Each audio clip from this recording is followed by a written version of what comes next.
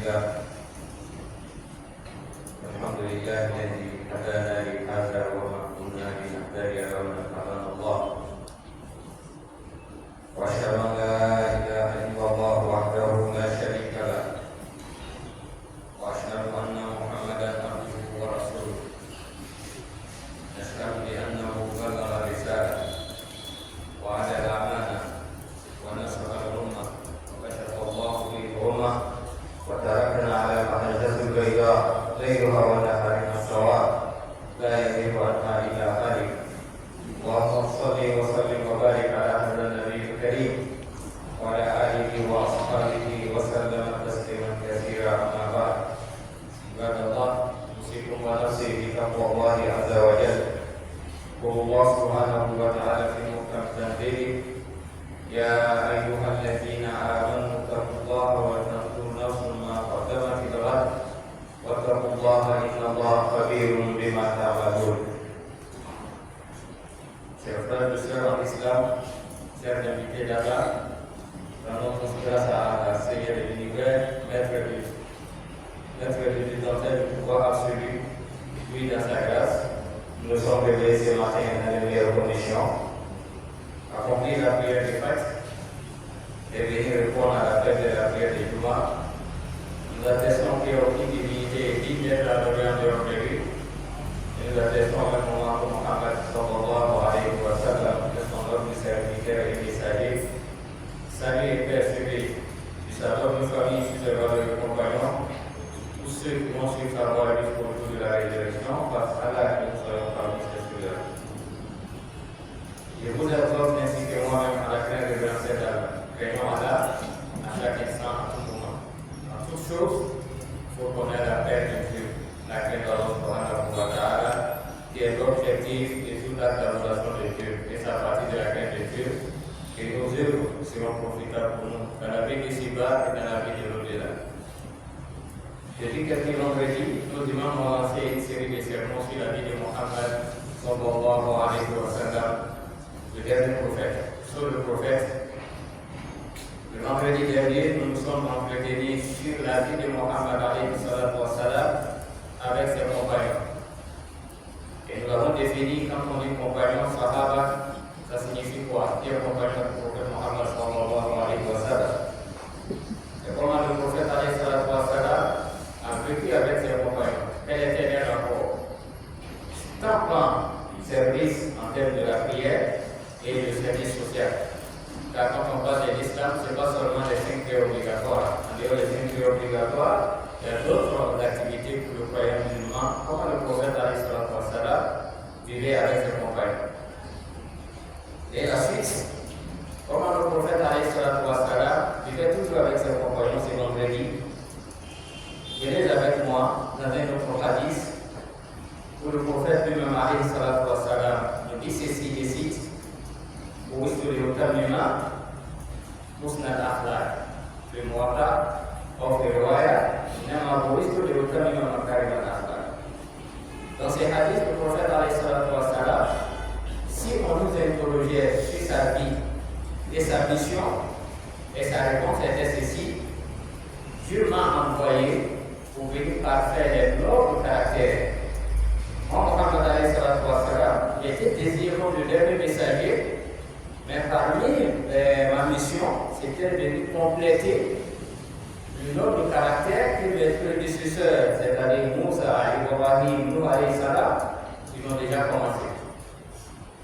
Et quand on parle du noble caractère de Mohammed alayhi salam, comme notre mère Aïcha, la sœur rapportée radiallahu anha, elle a été interrogée parce que c'est elle qui vivait son numéro.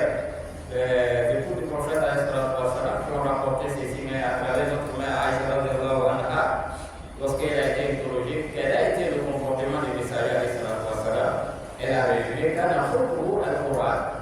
Le prophète sallam, son comportement était le Coran.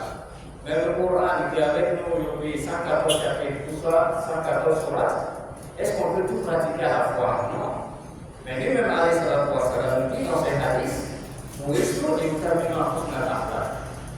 moi, Mohammed alayhi salam, en dehors des 5 prières obligatoires, en dehors du jeûne du mois de Ramadan, s'acquitter de la zakat, accomplir le pèlerinage, ou soit tout acte d'adoration de Dieu, mais le musulman, on doit sentir toujours le bon caractère en lui. Et le musulman qui a toujours le bon caractère avec tout le monde. De ce fait, le prophète Mohammed s'est caractérisé aussi avec Al-Afou wa Saf. Parmi ces nobles caractères, il était beaucoup pardonneur et beaucoup tolérant. Nous sommes des musulmans. Si nous voulons imiter Mohammed le copier dans notre vie, car c'est l'objectif de tous ces enseignements. De sa naissance jusqu'à ce qu'on appelle Allah subhanahu wa ta'ala, pour nous ramener toujours à l'origine, c'est-à-dire pourquoi Allah subhanahu wa ta'ala nous a donné Mohammed et quels sont les enseignements de Mohammed que vous et moi nous devons pratiquer chaque jour. Le pardon et la tolérance. Ça faisait partie des caractères de Mohammed, comme il a dit, il a été envoyé pour faire compléter le noble caractère et ses prédécesseurs ont déjà commencé. Donc, parmi ces nobles caractères, il y avait le pardon et il y avait la tolérance du prophète Mohammed sallallahu alayhi wa sallam. Comme Dieu même l'a dit dans Surah 13, Surah 3, verset 22, je cite وَالَّذِينَ صَبَرُوا ابْتِغَاءَ وَجْهِ رَبِّهِمْ وَأَقَامُوا الصَّلَاةَ وَأَنفَقُوا مِمَّا رَزَقْنَاهُمْ سِرًّا وَعَلَانِيَةً وَيَدْرَءُونَ بِالْحَسَنَةِ السَّيِّئَةَ أُولَٰئِكَ لَهُمْ عُقْبَى الدَّارِ. Et dans ce verset, Allah va décrire Mohammed à travers ses caractères, c'est-à-dire le pardon et la tolérance. Il dit ceux qui sont endurants, ceux qui laissent pour eux, pour la cause d'Allah subhanahu wa ta'ala, pas parce qu'aujourd'hui ils sont faibles. Car d'autres, quand ils sont éprouvés, ils disent non, mais je laisse pour moi à Dieu. Lorsqu'il va avoir de l'argent ou soit du pouvoir, il dit ça fait 10 ans tu m'as fait ceci, je vais devenir là-dessus. Non, ça c'est pas ça le comportement de Mohammed sallallahu alayhi wa sallam. Il dit ceux qui pardonnent, qui endurent, qui acceptent uniquement pour la cause d'Allah subhanahu wa ta'ala, ils accomplissent la salat et ils donnent aussi le monde de la zakat en cachette comme en public et ils arrivent à quand on lui fait du mal, il répond toujours avec le bien. Quelqu'un t'a insulté, quelqu'un t'a humilié et aujourd'hui tu as le pouvoir, qu'est-ce que tu vas faire? Est-ce que tu feras la même chose? Non. C'est pas ça le comportement de Mohammed sallallahu alayhi wa sallam. Mohammed alayhi wa sallam a toujours reporté le mal par le bien. Preuve en est, lorsque le prophète alayhi wa sallam a décidé de chercher les autres points de chute, les musulmans étaient persécutés à Makkah et ils disent non, on va aller chercher les sacrifices ailleurs. Et le prophète alayhi wa sallam sort avec un roi décidé. Il va à toi, vous connaissez l'histoire. Et la suite des toiles, c'était quoi? C'était pas agréable. Et la suite des toiles, ça a été une humiliation et des tortures. Et on était torturés jusqu'à ce que le prophète sallallahu alayhi wa sallam surtout la saignait. Et Allah va envoyer un Gabriel en lui demandant qu'est-ce que tu veux que moi, Allah, je les retourne comme sanction. Qu'est-ce que le prophète alayhi wa sallam a dit? Non. Imaginez-vous aujourd'hui, dans une ville, tu as été insulté. Dans une ville, on t'a frappé. Dans une ville, on t'a humilié. Dans une ville, on a refusé même de payer ta scolarité dans une famille. Et aujourd'hui, Allah t'a fait grâce. Ou soit, pendant que tu as infligé des gens de souffrance, et tu dis, Dieu, je laisse pour moi Allah subhanahu wa ta'ala. Je ne vais pas mourir chez Dieu. Mais qu'est-ce que le prophète alayhi wa sallam dit? Inni la et il dit ceci, si on me demande de châtier ce peuple, d'anéantir ce peuple, j'ai le pouvoir. Mais non, moi je me projette encore plus, très loin pour regarder. Ce que l'avenir nous réserve, c'est plus beaucoup. Ce que je suis en train de subir présentement. Donc ça, c'est peut-être modèle pour dire de chacun de nous. Ce que tu traverses aujourd'hui, oui, ce sont des souffrances, c'est dur. Mais pas accepter pour la d'Allah subhanahu wa ta'ala. On ne te demande pas de rester dans la souffrance, mais cherche une porte de sortie. Mais le prophète, qu'est-ce qu'il a dit dans ses hadiths? Dieu ne m'a pas envoyé pour maudire des peuples, ou soit pour maudire des individus, des personnes. Par contre, Dieu m'a envoyé pour une source de miséricorde pour tout le monde. Nous les musulmans aujourd'hui, parmi les autres caractères de Mohammed sallallahu alayhi wa sallam, il a su partager au milieu de ses compagnons, qui est toujours d'actualité pour chacun de nous. Il dit Innama bu'istu rahmatan. Dieu m'a envoyé une source de miséricorde. Une source de miséricorde, cela signifie quoi? Il faut être pardonneur, il faut être tolérant, il faut partager, mais ne regarde pas toujours derrière. C'est comme on a fait hier, on nous a tous fait quelque chose. Chacun a subi quelque chose. Mais le prophète parmi ses autres caractères de comportement, c'est de pardonner, oublier le passé et aller vers l'avenir qui est encore meilleur. Cette phrase de l'islam, à l'issue de l'histoire de Taïf, le prophète a formulé le vœu. Il dit non, il se peut qu'un jour, ceux qui m'ont châtié aujourd'hui, ceux qui m'ont insulté aujourd'hui, qui m'ont lapidé, leurs petits-enfants vont devenir des croyants. Et aujourd'hui, la vie des croyants à 100% musulmans. Pourquoi? C'était le souhait du prophète Mohammed et cela doit être toujours d'actualité pour chacun de nous. À ne pas riposter automatiquement et de manière à ce ceux qui ne comprennent pas aujourd'hui, qu'Allah les donne bon moyen pour les comprendre et demain, Inch'Allah, Allah fera grâce. Chers frères et sœurs en islam, si on veut parler du caractère de Mohammed sallallahu alayhi wa sallam, dans sa mission, un jour, après Hazrat Moulay, le prophète a partagé les butins, c'est-à-dire les intérêts, ou soit les biens qu'ils ont recueillis sur la terre à la bataille. Après avoir partagé, le prophète a privilégié d'autres. Il a donné à des uns plus que ce qu'il a donné aux autres.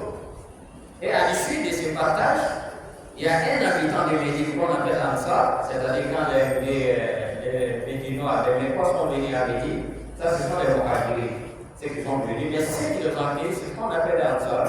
Et parmi les habitants de Médine, il y a un monsieur qui n'était pas du tout content. Pour dire le comportement de Mohammed sallallahu alayhi wa sallam avec ses compagnons, c'est pas tout ce qui était beau quand le prophète alayhi wa sallam. Et tout ce qu'on veut le prophète alayhi wa sallam, c'était de l'or. Non. Le prophète alayhi wa sallam a subi aussi des fois l'injustice venant de certains compagnons. Mais Allah les a tous agréés, Allah les a tous pardonnés, sauf les hypocrites que nous avons amenés. Et ici, le monsieur qui s'est dit que ce partage n'était pas fait uniquement pour l'amour d'Allah subhanahu wa ta'ala. Autrement dit, le prophète alayhi wa sallam n'a pas été juste dans ce partage. Et il y a un compagnon, Abdullah ibn Mas'ud, lorsqu'il disait ça, il était présent. Abdullah ibn Mas'ud était mécontent, il était fâché contre le monsieur. C'est là l'habitude de chacun de nous. Si on commence à insulter un guide musulman devant toi, tu dois être choqué. Ne t'associe pas aux autres pour insulter les guides de la communauté musulmane. Qui a raison ou à tort? Ça, c'est le comportement, l'enseignement dans ces hadiths. Lorsqu'on veut partager la vie de Mohammed sallallahu alayhi wa sallam, parce que des fois, quand on dit un X à l'autre, pour moi-même, j'essaie l'habitude de faire. Soit tu es mal placé pour juger ton guide, ou soit tu es mal placé pour encourager les autres à émuler ou à insulter le guide de la communauté musulmane, qu'il soit un imam, qu'il soit un enseignant, qu'il soit un peu gratuit. C'est encore aussi les musulmans, tu ne dois pas t'associer à l'autre pour pouvoir insulter la communauté musulmane, car elle doit la compréhension. Et après, on a bien voir le Mohammed, le prophète alayhi wa sallam, il va nous relater les faits, ce qui s'est passé. Et ce jour, il dit, j'ai vu le prophète alayhi wa sallam fâché, rentrer dans tous ses états. Mais à la fin, qu'est-ce que le prophète va dire alayhi wa sallam? Tu es le dernier messager, tu as partagé. Et le prophète alayhi wa sallam, parmi sa particularité, il n'agissait pas des humains. Il ne posait pas des actes comme nous autres. Et lui, il recevait toujours la révélation d'Allah subhanahu wa ta'ala à la plupart de ses activités. Et le prophète alayhi wa sallam dit, et après le Massoud va dire, que j'ai vu le prophète alayhi wa sallam dans un état ce jour-là, moi qui ai apporté la nouvelle, c'est-à-dire l'information que j'ai donnée au prophète alayhi wa sallam, je l'ai vu dans une position vraiment que je n'avais jamais vu le prophète alayhi wa sallam dans cette situation. Et il a regretté déjà là qu'il a posé. Mais il a fait ça parce qu'il n'a pas apporté la nouvelle au prophète pour être, comme on dit chez nous, un ami, quelqu'un qu'on ne portait pas du tout. Mais il a dit ça au prophète pour l'avertir. Il avait une bonne intention. Mais le prophète va dire,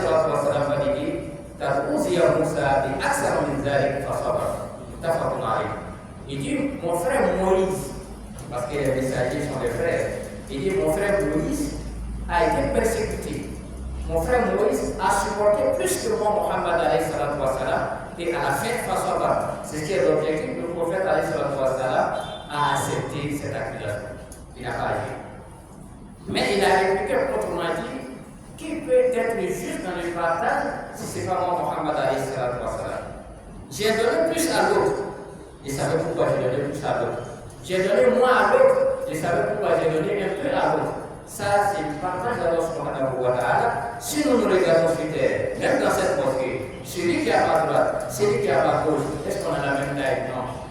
Est-ce que nos intelligences sont les mêmes? Non. Et d'autres sont partis à l'école. Parmi les 10 premiers aujourd'hui, quand on regarde sur le rang, est-ce que c'est les 10 premiers qui sont les bons responsables? Non. Ça, c'est le partage d'Allah subhanahu wa ta'ala. Et cela fait partie de la grâce d'Allah subhanahu wa ta'ala. Il donne à celui qui veut plus, il donne moins un peu à celui qui veut. Et si le croyant refuse ça, et c'est là qu'il va se retrouver toujours dans les situations à chaque fois, se poser des questions pourquoi, et cela ne fait pas partie de la vie du croyant musulman. Ici, le prophète alayhi salatu wa salam a accepté cette accusation. Pourquoi? Parce qu'il était notre modèle. Chacun de nous avons traversé ces moments difficiles dans la vie de foi. Dans notre famille, soit famille, la petite famille, comme on le dit, ou soit la famille élargie, d'autres vont trouver que ce que tu fais pour la famille, ils cherchent non. Oui, ce que tu fais pour la famille, ils cherchent non. Celui qui paie la facture, il cherche non. Celui qui achète le sac de riz, il cherche non. Celui qui donne l'argent de propos pour la famille au village, il cherche non. Oui, nous préférons chercher non pour avoir l'agrément d'Allah subhanahu wa ta'ala et d'aller chercher non pour avoir la paix d'Allah subhanahu wa ta'ala. Donc, frères et sœurs en islam, nous sommes sur le droit chemin. Si tu as l'habitude de poser ces actions, sans que tu es sur le droit chemin, il faut continuer, il ne faut jamais te décourager. Quand le prophète alayhi salatu wa salam, les gens vont passer avec lui, mais c'est jamais découragé. Parmi le comportement toujours du prophète Mohammed alayhi salatu wa salam, en termes de pardon et de tolérance, vis-à-vis des non-musulmans. Un jour, le prophète alayhi salatu wa salam voit un cortège funèbre. On passait avec un corps. Et le prophète alayhi salatu wa salam s'est tenu debout avec ses compagnons. Et à la fin de l'histoire, les compagnons lui posent la question au prophète d'Allah, sallallahu alayhi wa sallam, le corps qui passait, ce n'est pas un musulman. Le corps qui passait, ce n'est pas un musulman. Pourquoi vous êtes tenu debout? Pourquoi vous êtes arrêté? Et le prophète alayhi salatu wa salam a répondu ceci, car c'est un être humain. Ça, c'est la vie du prophète sallallahu alayhi wa sallam. Quand nous avons défini les compagnons, le compagnon, c'est celui qui a vu le prophète alayhi salatu wa salam. Et il a accepté l'islam, et jusqu'à sa mort, et c'est celui-là qu'on appelle le compagnon. Mais celui-là, il a vu le prophète alayhi salatu wa salam, parce qu'il n'a pas accepté d'être musulman, mais le prophète s'est tenu debout pour l'honneur de l'être humain à l'humanité. Pour dire l'être humain est vraiment très important vis-à-vis d'Allah subhanahu wa ta'ala. Et à partir de là, le prophète alayhi salatu wa salam nous enseigne, pas seulement à l'époque du prophète, il vivait avec les musulmans, non, il vivait aussi avec les non-musulmans. Et voilà comment le prophète alayhi salatu wa salam va respecter la mémoire de l'être humain quand le matin sa mort. Et là, c'est des vidéos. Et alhamdulillah, et cette sunna est pratiquée aujourd'hui partout. Quand vous passez avec un corps, vous allez voir les gens de cette vidéo. Ça fait partie de la sunna du prophète alayhi salatu wa salam.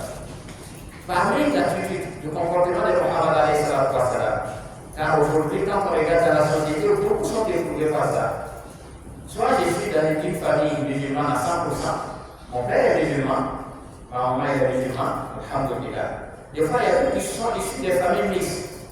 Il y a un qui est musulman, l'autre n'est pas musulman. Pour la grande famille, tout le monde n'est pas musulman. Notre comportement vis-à-vis aujourd'hui de nos frères et sœurs qui ne sont pas musulmans, ou il est un musulman, aujourd'hui, il veut choisir autre chemin. Est-ce qu'on va se séparer de la personne? Est-ce qu'on va fermer la porte devant la personne? Venez avec moi, comme le prophète alayhi salatu wa salam a montré comment le musulman doit vivre avec son frère non musulman jusqu'à la fin du temps de ces derniers, mais il ne faut jamais les lâcher aussi. Il ne faut jamais lâcher la personne. L'histoire du père Ali, Abi Talib n'a pas été musulman. Mais Abi Talib s'est montré toujours un grand protecteur du messager Mohammed alayhi salatu wa salam jusqu'à la fin de sa vie. Mais jusqu'à ce que l'oncle du prophète alayhi salatu wa salam, car c'était son oncle, il va donc là. Le prophète était toujours à côté de lui. Pourquoi? Il n'a jamais lâché son oncle. Il lui souhaitait toujours qu'il accepte l'islam. Il dit bien, il a souhaité toujours que son oncle devienne musulman. Et aujourd'hui, quand on est trouvé, et ceux qui ont choisi votre chemin, on peut avoir subhanahu wa ta'ala, qu'elle a des limites, elle a raison. Qu'elle a des limites sur le droit chemin. Et quand quelqu'un se trompe, il va choisir votre chemin, qui n'est plus mon frère, elle n'est plus ma soeur, on l'abandonne carrément. Si tu l'abandonnes au profit de qui? Tu l'abandonnes au profit du shaitan, tu l'abandonnes au profit des autres, nous devons être toujours premiers auprès de la personne. Si quelqu'un devrait abandonner quelqu'un, le prophète allait abandonner son homme. Donc pourquoi il n'a pas abandonné? Car il y a sa responsabilité qui est engagée. Donc chacun de nous, nous sommes responsables vis-à-vis de nos frères et sœurs qui ont choisi notre chemin. Mais comment faire? Il faut une bonne exhortation. On va les rendre visite et organiser même des fois des prières dans ces familles. Si on va chez lui, on va convoquer des réunions à la prière des frères, nous allons prier chez vous.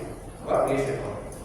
On va faire attendre chez toi. Il ne va pas nous interdire, mais avec la bonne manière pour nous dire, on va prier avec la personne. Et à chaque fois qu'il y a des réunions, il faut inviter la personne. Et ils ont beaucoup pour cela. Et on va faire beaucoup de sacrifices pour qu'elle puisse guider sur le droit chemin. Voilà la responsabilité de la communauté de Mohammed sallallahu alayhi wa sallam lorsqu'il s'agit de réviver la vie de Mohammed sallallahu alayhi wa sallam dans notre vie de tous les jours. Et c'est à partir de là qu'on dira que oui, nous suivons réellement la vie de Mohammed sallallahu alayhi wa sallam. Et nous ne soyons pas aussi quelqu'un qui ferme la porte à tout le monde. Le matin, il va te faire partie des habitants du paradis. Et dans l'après-midi, il a observé un comportement vis-à-vis de toi. Il dit non, toi tu ne fais plus partie des habitants du paradis, toi tu iras en enfer. Non. Al-Jannah, le paradis appartient à Allah. L'enfer appartient à Allah subhanahu wa ta'ala. Et Allah a défini, a détaillé quels sont les comportements qui vont nous faire gagner le paradis et quels sont les comportements qui vont nous priver du paradis. Autrement dit, tu feras de toi un habitant de l'enfer, Allah nous en préserve. Quant à toi, c'est d'exhorter. Quant à toi, c'est de prêcher la bonne parole. Quant à toi, c'est de donner l'espoir. Quant à toi, c'est d'être au secours des autres, comme le prophète alayhi salatu wa salam l'a fait avec tout le monde, musulman comme non musulman. C'est là, c'est l'enseignement essentiel de notre sermon. Face à Allah subhanahu wa ta'ala qui est essentiel sur le droit chemin, face à Allah subhanahu wa ta'ala, c'est qui traverse aussi des moments difficiles. D'abord, toujours l'espoir. Si la vie de Mohammed sallallahu alayhi wa sallam, à travers toi et à travers la hijra, c'est-à-dire l'immigration, les difficultés rencontrées, et aujourd'hui l'islam est arrivé à nous, nous gardons l'espoir toujours pour dire demain est meilleur sur tous les plans. Demain sera meilleur sur tous les plans, mais lorsque nous allons être sur le droit chemin. Et ce droit chemin, c'est de suivre les enseignements de Mohammed sallallahu alayhi wa sallam.